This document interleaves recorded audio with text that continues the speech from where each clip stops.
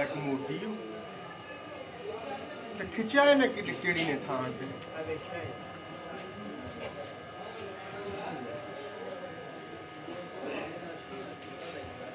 अबे थोड़ा इंसान दे उत्ते सड़ दी पई यार इंसान दे उत्ते सटियां वेखे हुण खिचो जी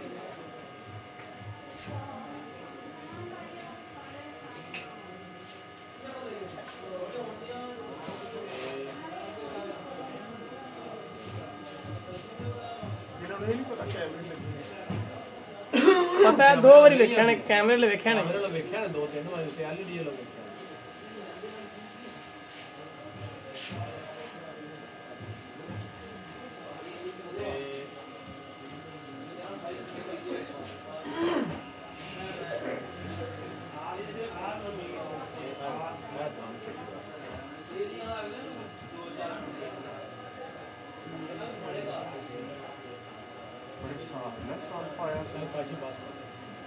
चल